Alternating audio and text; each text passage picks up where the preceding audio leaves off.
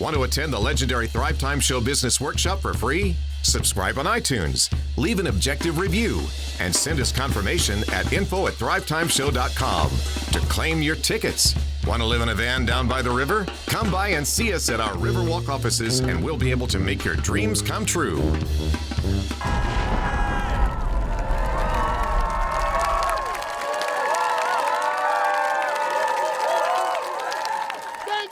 All right, Thrive Nation, our next podcast, what we're talking about now, our next edition of the Thrivetime Show broadcast, we're talking about what would Steve Case say to you? What would Steve Case say to you? Who is Steve Case, and why do we even care? Steve, do you remember back in the day, if you're old enough, you'll remember this. Do you remember how, like, every day you would open up your mail, Chup, and it seemed like you got in the mail a CD, Yep. a compact disc from America Online? AOL. Do you remember that? I do remember it, yep. Okay. I was probably 12. Let me just give you a little fun factoid. New Kids on the Block, the legendary pop group that's now touring again. What's in the middle? So, the white stuff. Little Weird Al remix Yeah, there. you got Nice. Okay. So, New Kids on the Block, they sold 80 million albums. Now, 80 million compact discs. Steve Case says he does not remember. He's gone on the record to say, I don't remember the total number of compact discs that our company sent out, but he does remember that their internal goal was to spend 10% of the lifetime revenue of a new subscriber to get a new subscriber to America Online. And he believes that his company spent just over $300 million on mailing out those discs at a cost of about 75 cents per one. So it could be speculated that Steve Case literally mailed everyone in America. The American population right now stands at around 360 million people. So it looks like he probably mailed a compact disc to every single American once. But because he was smart, he actually just mailed to ideal and likely buyers and homes where they could afford it. So check this out. At one point, before America Online was sold, they produced 50% of all of the compact discs on the planet. And that was like peak compact disc season, too. This that is time what, frame. That was you like understand that half of all the compact discs on the planet had the America Online logo on it. Crazy. So this is what's crazy. Steve Case went on to say, he's on record of saying, at one point we were logging in new subscribers at a rate of 1 every 6 seconds. Remember that phrase? You've got mail. Mm-hmm. You've got mail. Remember that?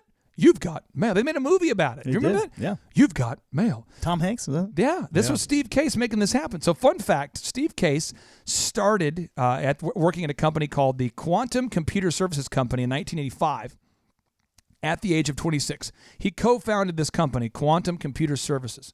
A little fun fact, but also, he actually went to the same high school as Barack Obama. Did you know that there? Did you know he went to the same school? I did not know that. Yes, in Hawaii. So a little fun factoid for you. So he started a company at the age of 26 and grew it. Obviously, America Online became a major, major corporation and really made the internet available for most people.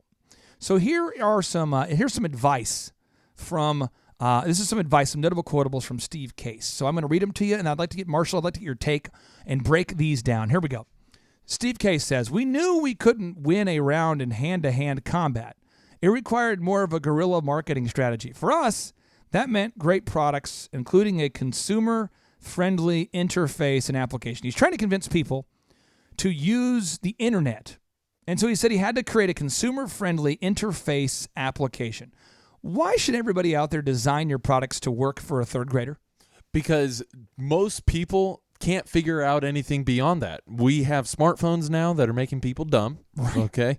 And so when you use your smartphone, your IQ level drops to the level of that of a third grader. Because you're being distracted all the time. That's right. The average person, according to Psychology Today, is interrupted over 70 times per day by their smartphone. And Steve Jobs was obsessed about this concept. Yes. He said it can only have one button. Right. Because people can't handle more than one button. They can't figure it out. And so you have to make it user-friendly because whoever makes their product and their buying experience the easiest, that is who will win the business of consumers. So if your customers can't figure out your pricing model, I believe you need to fix your pricing model. If you can't communicate how much what they want to buy in 2 sentences, 1 sentence. Right. If you can't say, this is how much it costs, and it's as simple as that, then it's too complicated. I think the underlying thought in this whole thing is you got to be empathetic with the buyer, right? Yes. Think of it from their point of view, from their shoes. You know, as an example, our business coaching program, if you said, well, what is it? I would say we teach you the proven path, and we provide you a team to help you execute it for less money than it would cost you to hire even one $8.25 per hour employee. Exactly. If you said elephant in the room, what is it? It's like a country club for men's hair. It's a high-end men's grooming experience. The next notable quotable he talks about is only hunting elephants. Steve Case has said, I'm only interested in big ideas that aren't easy to execute. These take a long time to get going, but when they do, you can see light at the end of the tunnel, showing you how big and game-changing the business can be, and therefore they're good investments. More important, they could become transformative forces in terms of improving people's lives. Marshall, he doesn't want to get rich quick. He wants things that take a long time to have success. He's only interested in things that aren't easy to execute. Now, I find this very interesting. That's how I am, by the way. Yeah, things that are not easy to execute. I'm glad. I tell John all the time, like, I'm glad it's hard to build Thrive, because if it was easy, it would have already been done. That's right. This is my last thing I'm doing. I'm not going to try to do it. I'm serious. I'm just telling John, this is my thing. That's all I want to do is build Thrive. So but if it was easy, everyone would have done it. Now, this is the next thing he says here, Chup. He says, you got to build a great team. He says, to maximize value, spend as much time as you can assembling the best team that really complements your skill set and can lead a little bit into where you're heading, not just where you are. You got to build a great team, Chup. Yeah, I mean, your product is not going to, your service is not going to sell itself, right? If you want to scale your business, you're going to have team members that you can rely on to put a good face and represent your brand. This is the next notable quotable, the final notable quotable from Steve Case. We're going to break that on today's show. He says, great businesses take a decade Oh, my gosh. to create. Yes, Steve Case is the man. He's the man, because I say this all the time, and I remember this. I'm like, where did I originally get that idea? Because I get it through osmosis, just by us. When you read enough autobiographies, you realize that that's the path. But I was like, who said that though? So Steve Case says, in my experience, really big ideas often take a decade to reach fruition. Ooh. Tesla took 10 years to make a profit. Amazon took 9 years to make a profit. FedEx took 9 years to make a profit. Ted Turner took 12 years to make a profit with CNN. ESPN took the guys well over a decade. This is crazy. They actually launched the thing in 1978, didn't make a profit till 1985, but they were stewing on that idea forever before they launched.